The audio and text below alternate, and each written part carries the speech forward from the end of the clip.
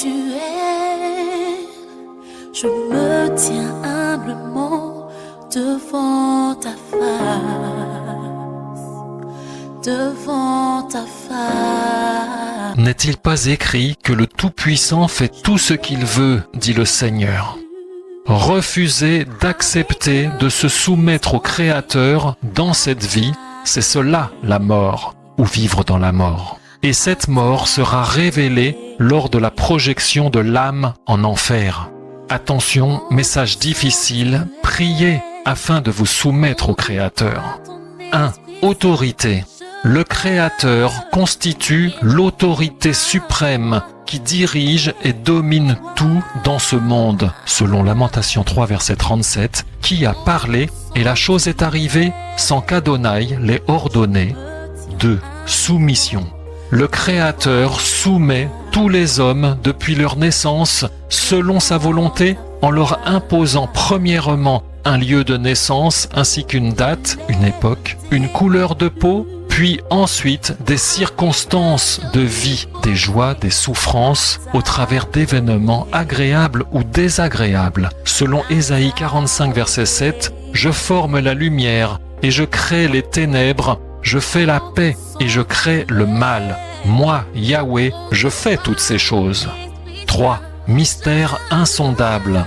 La volonté et les décisions du Créateur étant selon les Écritures insondables et incompréhensibles à l'homme, chaque homme ou femme se retrouve frappé au cours de sa vie de maladies telles que le cancer ou une malformation et ou de vices tels que le tabac, le jeu ou l'homosexualité qui appellent, nécessitent une délivrance. 4. Visitation. Le Créateur visite chaque personne durant sa vie afin de lui proposer le salut, la délivrance. 5. La liberté de l'homme. La liberté de l'homme consiste à accepter ou refuser le salut proposé par le Créateur, ce qui revient à accepter ou refuser d'accepter de se soumettre au Créateur. 6. Question. La présence ou la pratique d'un vice dans ma vie est-elle une preuve de perdition? La réponse à cette question est oui, selon l'esprit de l'homme, mais pas selon l'esprit du Créateur. Pourquoi?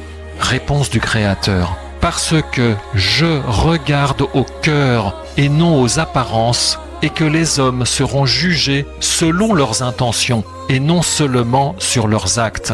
Et le signe visible de tout cela est la souffrance. 7. La souffrance. Pourquoi la souffrance est-elle un signe de perdition ou de salut, direz-vous? Celui qui pratique l'homosexualité ou un vice volontairement, si complet, il n'en souffre pas, tandis que celui qui y est soumis et qui souffre de cette situation à cause de sa conscience qui lui parle et qui lui révèle que ce n'est pas bien, cherche à lutter contre cette situation dont il souffre et il attend donc et espère une délivrance qu'il saisira ou qu'il a déjà saisi lors de la visitation du Créateur. 8. Pourquoi déjà saisi? Question, pourquoi dites-vous qu'il attend une délivrance s'il l'a déjà saisi ou qu'il a déjà répondu favorablement au Créateur lors de sa visitation?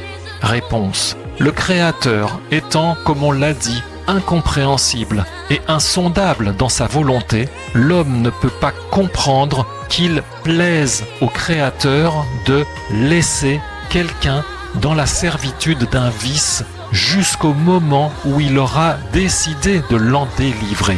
Cependant, l'enfant d'Élohim crie, gémit, souffre chaque jour devant son Père pour lui réclamer et espérer sa délivrance et ainsi cesser de faire souffrir son Père à cause de son péché, car il comprend que sa propre souffrance est en fait celle de son Père, qui est reproduite ainsi dans sa vie.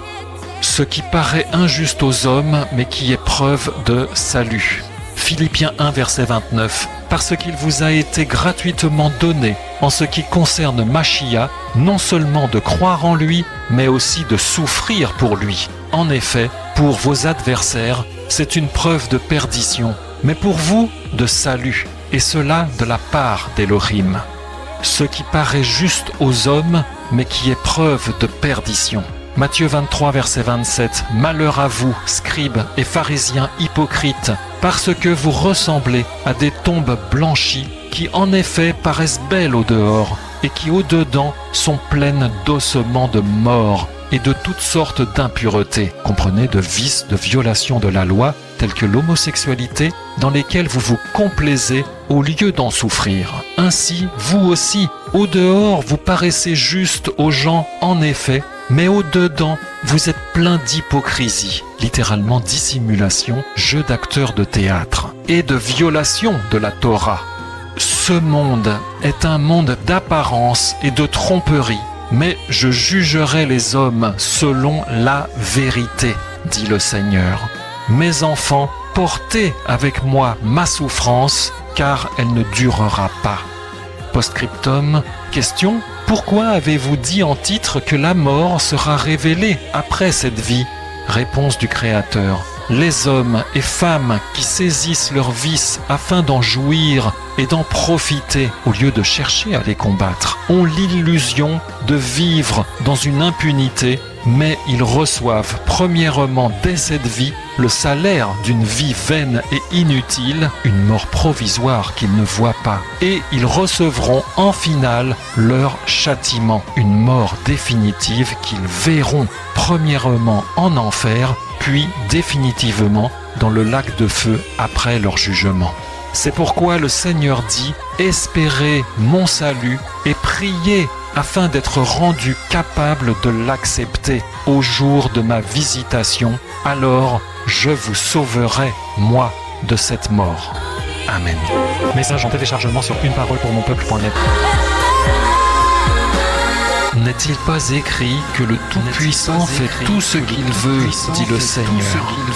Refuser d'accepter de se soumettre au Créateur dans cette vie, c'est cela la mort, ou vivre dans la mort. Et cette mort sera révélée lors de la projection de l'âme en enfer.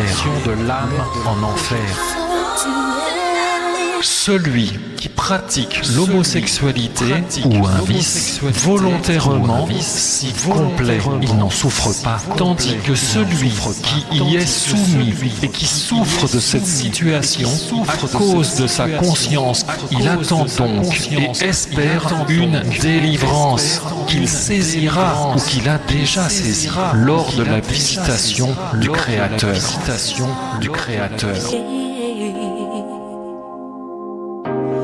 Dans ton sanctuaire,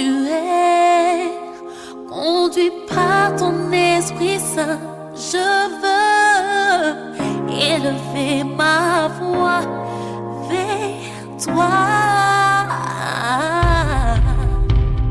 Dans ton sanctuaire, je me tiens humblement devant ta face, devant ta face.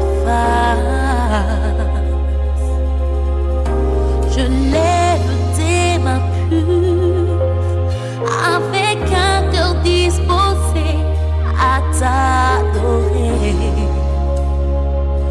à t'adorer.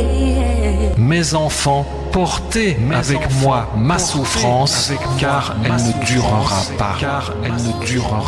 Ton Esprit Saint, je veux élever ma voix vers toi. Digne d'adoration,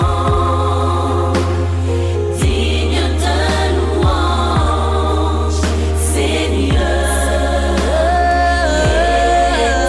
éternel. Tu es digne d'adoration, digne de louange, Seigneur éternel. Espérez mon salut et priez afin d'être rendu capable de l'accepter au jour de ma visitation. Alors je vous sauverai, moi, de cette mort.